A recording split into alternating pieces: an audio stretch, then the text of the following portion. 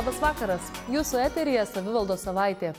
Druskininkų savivaldybės meras Ričardas Malinauskas, pelnęs Lietuvos savivaldybių vadovų pagarbą ir pasitikėjimą, jau trečiai kadencijai iš eilės išrinktas Lietuvos savivaldybių asociacijos prezidentu. Šį postą jam patikėjo praėjusį antradienį Vilniuje vykusio Lietuvos savivaldybių asociacijos 17-ojo suvažiavimo delegatai. Už Ričardo Malinausko kandidatūrą balsavo 120 delegatų iš 122 dalyvavusių. Ričardo Malinausko kandidatūra buvo vienintelė, kurią pasiūlė suvažiavimo delegatai. Mūsų savivaldybės meras Lietuvos savivaldybių asociacijai vadovauja nuo 2003 metų. Suvažiavime taip pat buvo išrinkti Lietuvos savivaldybių asociacijos viceprezidentai. Jais tapo Pagėgių meras Virginijus Komskis, Alytaus rajono meras Algirdas Vrubliauskas, Ignalinos rajono meras Bronius Ropė bei Elektrėnų meras Kęstutis Vaitukaitis. Asociacijos prezidentas ir viceprezidentai renkami atvirų balsavimų, suvažiavime dalyvaujančių narių atstovų dauguma. Kitos naujienos.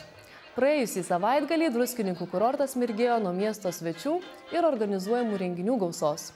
Tradiciškai paskutinį gegužės savaitgalį Druskininkuose organizuota kurorto šventė Druskininkai sveikatos šaltinių kurortas. Šiais metais sulaukusi itin daug dalyvių tiek iš Lietuvos, tiek iš užsienio. Kaip ir visuomet, kurorto šventė prasidėjo iškilminga druskininkiečių eisena. Spalvingi balionais pasipuošę eisenos dalyviai traukė žiūrovų žvilgsnius ir buvo palydėti džiaugsmingais šūksniais bei plojimais. Šiemetinė eisena turėjusi vainikuoti išskirtinė akcija Apkabinkime Druskonį dėl netikėtai užklupusios smarkaus lietaus liko iki galo neįgyvendinta. Nors gausiai aplink miesto širdyje esantį ežerą susirinkusiems žmonėms buvo telikę susikabinti rankomis. Kiekviena idėja, kuri yra nauja ir kuri pritraukia tiek daug žmonių, kaip eisena, kaip pati akcija Apkabinti Druskonį, aš tai manau ženklas, kad žmonės sueina, apsijungia ir apkabina mūsų, galima sakyti, savotišką miesto širdį. Tai yra tikrai džiaugsminga ir teigiama.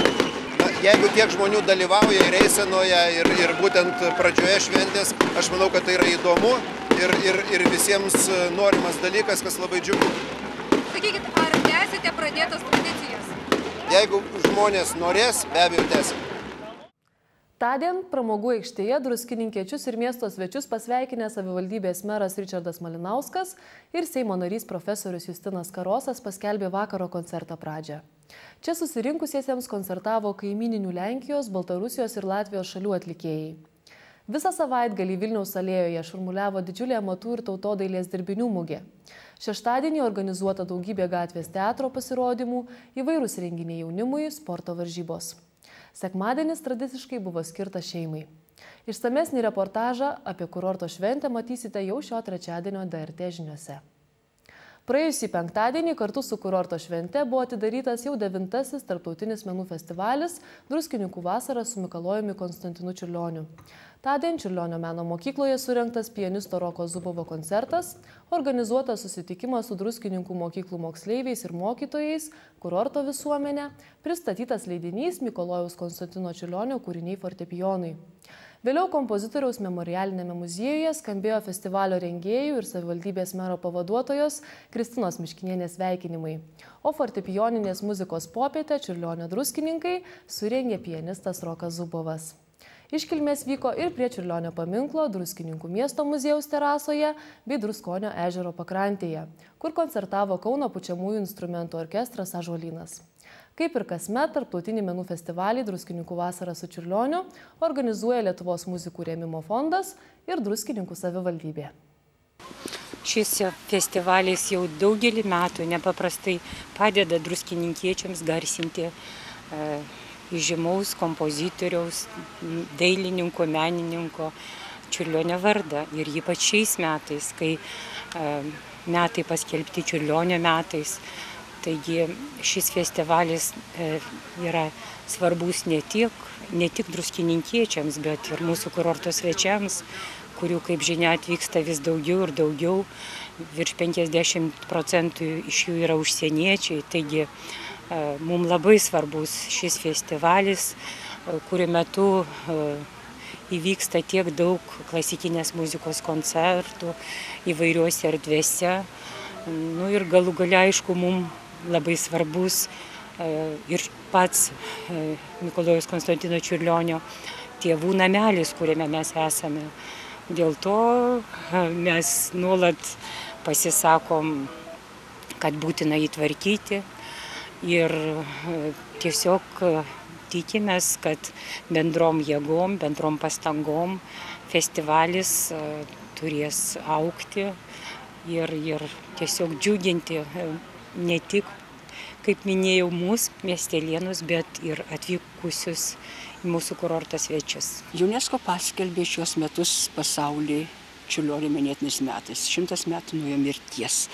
Ir tai pasauliui ženklas, todėl mūsų pakvietimą į studijų savaitę iš įvairesnių šalių, iš Jungtinių Amerikos valstijų dalyvaus, iš Japonijos, iš Prancūzijos Sorbonos universiteto. Tai čia muzikologai, dailėtyrininkai, atlikėjai taip pat iš Lietuvos ir iš užsienio. Tai ir būdavo, bet nauji kitų šalių atstovai. Labai džiaugiamės, kad dėmesys padidėjo. Kaip niekad gavom daug norinčių ir muzikuoti, ir parodas rengti, ir dalyvauti konferencijoje. Turim daryti atranką, kadangi ir į laiką, ir į laiko intensyvumą renginių mes nebetelpam, taip kad tas dėmesys tikrai didėja. O nauja, kad dar labiau gražiai druskininkai. Man čia teko būti savaitę prieš šią šventę, apėjo visus kampelius, apžiūrėjau visus parkus, kaip tvarkomasi. Tiek dar daug vietų tvarkomasi, kad po mėnesio ar kito dar čia bus gražiau. O ir šiandien tiek daug gėlių, tiek daug gražios žalumos. Ir iš tikrųjų miesto šeimininkų ranka, verslininkų ranka jaučiasi. Tai be galo džiugina, kad tik toks kurortas turi galimybę džiaugtis mūsų kartu su visais druskininkų, savo organizacijom rengiamų festivalių ir intensyviais koncertais, kurie vyks Sakralinės muzikos valandos bažnyčioje, čia memorialiniam muziejui, miesto muziejui, sanatorijose, sveikatos centruose įvairiuose. Taip pat laukia labai graži vasara su Čiurlioniu, nors kaip profesorius Landsbergis parašė mūsų leidinyje, kad 100 metų be Čiurlionio arba 100 metų po Čiurlionio pragyvenom. Bet jo kūrybos reikšmė, jo kūrybos aktualumas niekiek nesumažėja, o pasaulį vis labiau sužino apie jį ir domisi. Ir manom, kad ir mūsų festivalio, nors kuklus, bet yra į tai indėlis. Šiandien sušauktas savivaldybės tarybos posėdis, kurio metu buvo patvirtintos Druskininkų vandentiekio direktoriaus, Turizmo ir verslo informacijos centro, ligoninės, pirminės sveikatos priežiūros centro bei Druskininkų gydyklos 2010 metų veiklos ataskaitos. Tęsime laidą. Praėjusį trečiadienį ordinu už nuopelnus Lietuvai apdovanota 7 vaikus užauginusi druskininkietė Michalina Pečiukevičienė, atvykusi į Druskininkų savivaldybę atsiimti apdovanojimo kartu su savo dukra ir anūkais. Ordino už nuopelnus Lietuvai medalis įteikiamas motinoms, kurios ne tik pagimdė 7 ir daugiau vaikų, bet ir išauklėjo juos dorai žmonėmis ir piliečiais, gerbiančiais savo tėvus, kitus šeimos narius, globojančiais tėvus senatvėje. Jūs užauginote 7 vaikus, tai yra labai daug. Ir iš tikrųjų užauginote juos beveik, galima sakyti, viena. Kaip jūs jaučiatės šiandien? Na, nebūčiau dar kol dėko, sakiau, biskį sužeidžiu jau. Darau biskį jau jauktis jau. O namo savo akšų vieną išeinu savo. Darau, nieko dar atrodėjau. Dar nieko.